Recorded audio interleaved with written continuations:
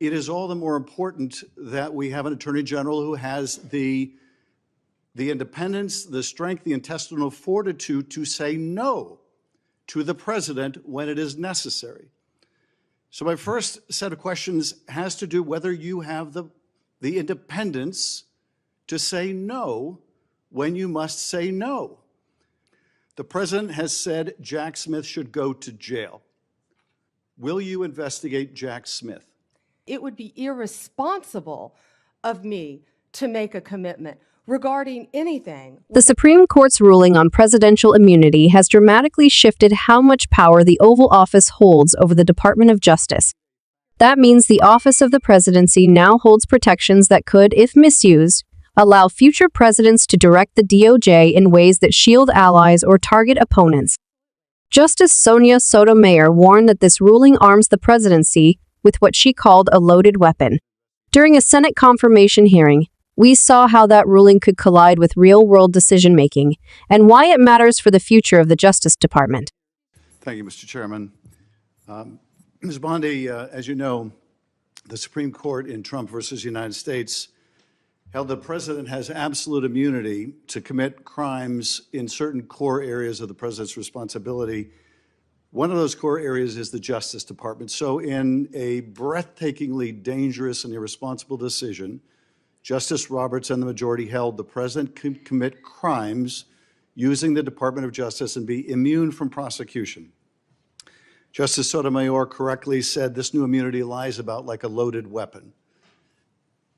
So the fear and the concern we have is that the incoming president will use that loaded weapon, that immunity, to commit crimes through the Department of Justice. And for that reason, it is all the more important that we have an Attorney General who has the independence, the strength, the intestinal fortitude to say no to the president when it is necessary.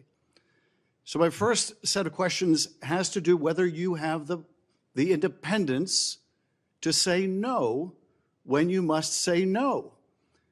And you can say this is hypothetical, but it is not hypothetical. So let me start with one very specific non-hypothetical. The president has said Jack Smith should go to jail. Will you investigate Jack Smith?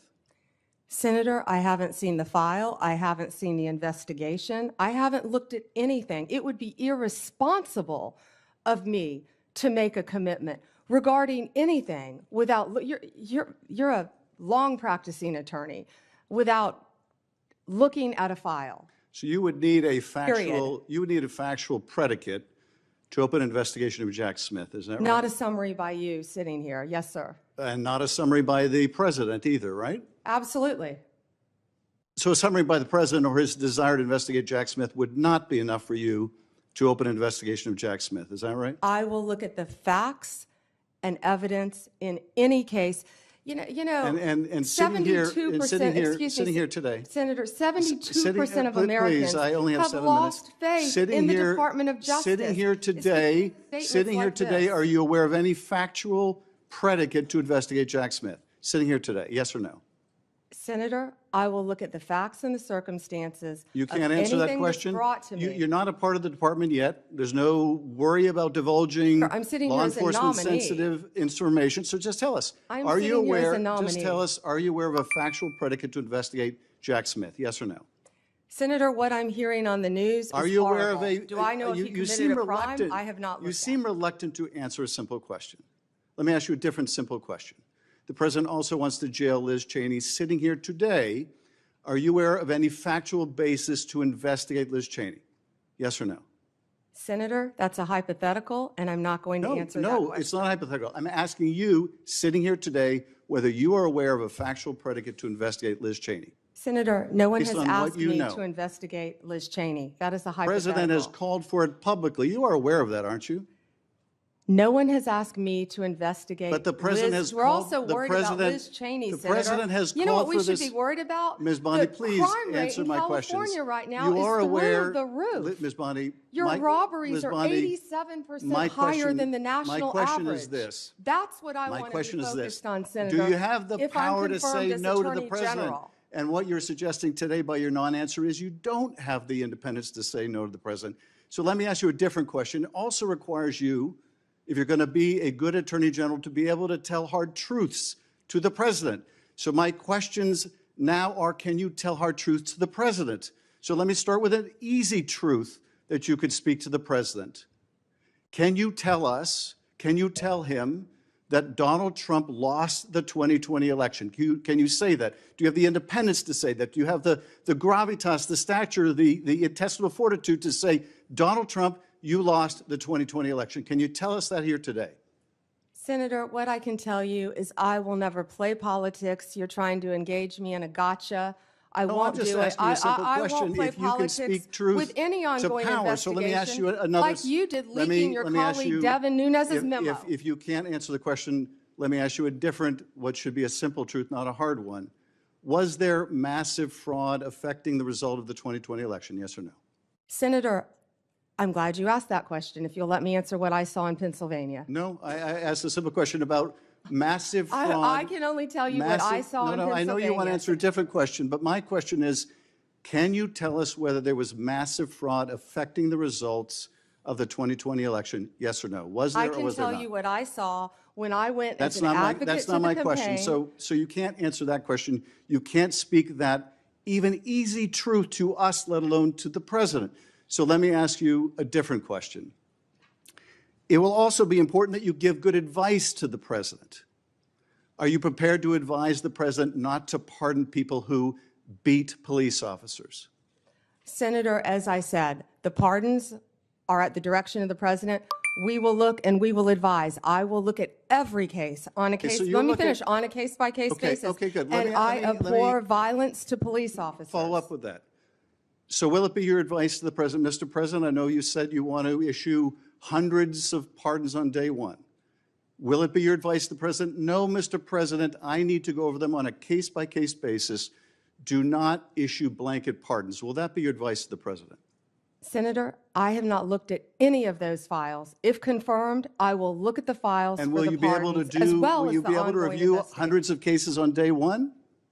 I will look at every file I am Of course asked you to won't. look So at. will you advise the Hey, president? can I will answer you- the question? Well, my question I is- would have plenty of staff. You said, of course you want. You'll be able to review Listen, I'm hundreds not of going to cases on the first day? mislead this body nor you. All right, let me ask another question. You don't want to answer that. Let me ask You were another question. censured by It will Congress, Senator, also- for it will comments just also- like this that it are will so reckless. It will also be important for you to be able to preserve the records, the evidence of the department. Are you ready to commit that none of the evidence in the January 6th investigation will be destroyed under your watch? Senator, I will follow the law. I will consult with ethical officials in the Do you department. see any ethical basis to destroy evidence in the January 6th investigation? Then why can't you answer the question? Why can't you say, I commit to this committee, we will never destroy the evidence in the January 6th investigation? Why can't you give this committee and the American people that assurance? Are you frightened because evidence was destroyed against President Trump that was false? Is that why you're Why do frightened you now? have I can't difficulty? believe this is even. Why do you have difficulty answering that question? I can't believe Why do you you're have asking such a difficulty? question. Why do you have difficulty promising to preserve evidence at the Department of Justice? Why is that a difficult question? I will follow the law. It shouldn't be a difficult question. Thank you, Mr. Chairman. Ms. Bondi, I know that you are pleased that we are moving to the end of round one, and we appreciate your being here. The senator pressed Attorney General nominee Pam Bondi on whether she would uphold the Justice Department's independence if pressured by the president. When asked if she would investigate Special Counsel Jack Smith simply because the president requested it, Bondi declined to give a clear no. Instead, she said she would need to review evidence before making any decision. At first glance, that sounds reasonable. Every investigation should be based on facts. But the concern is this: the senator wasn't asking about a case file. He was asking whether political demands alone would ever be enough. The nominee's hesitation raised doubts about how firmly she would defend the DOJ from political pressure. The senator then moved to a more straightforward issue: the 2020 election. He asked whether Bondi could acknowledge that Donald Trump lost and that there was no massive fraud altering the outcome. Bondi avoided a direct answer. This matters because truth is the foundation of public trust. Courts, state officials, and recounts have all confirmed the results of the 2020 election. A Justice Department leader should be able to affirm that without hesitation. When a nominee cannot clearly say it, it raises concerns about whether facts could be blurred under political influence. Another line of questioning focused on presidential pardons. The senator asked whether Bondi would advise against blanket pardons, particularly for individuals convicted of violence against law enforcement during January 6. Bondi said she would review each case individually, but again declined to rule out sweeping clemency. For many Americans, that sounded less like independence and more like caution. Finally, when asked if she would commit to preserving all January 6 evidence, Bondi said only that she would follow the law. While legally accurate, she stopped short of the stronger assurance the senator was seeking. If you connect these moments, a bigger picture comes into focus. The Supreme Court has expanded presidential immunity. The Attorney General nominee avoided direct answers about independence, truth, and accountability. Those two developments together create uncertainty about the future of checks and balances. The DOJ is meant to enforce the law fairly and impartially. If its independence becomes blurred, it risks undermining trust in the very institution that protects democracy. This confirmation hearing wasn't just about one nominee. It was about the balance between presidential authority and the rule of law. Here's the key takeaway. The health of American democracy depends not only on court rulings, but also on the strength and independence of those chosen to uphold justice. Now I want to hear from you. Do you think the next Attorney General will stand firm and independent? Or do you worry political pressure will weigh too heavily? Share your perspective in the comments. I'll be looking out for your thoughts. And if you found this breakdown valuable, don't forget to like this video, subscribe to Liberal Outlook, and share it so more people can join the conversation about democracy and justice. Remember, a strong democracy is built on truth, accountability, and informed citizens, and that starts with us.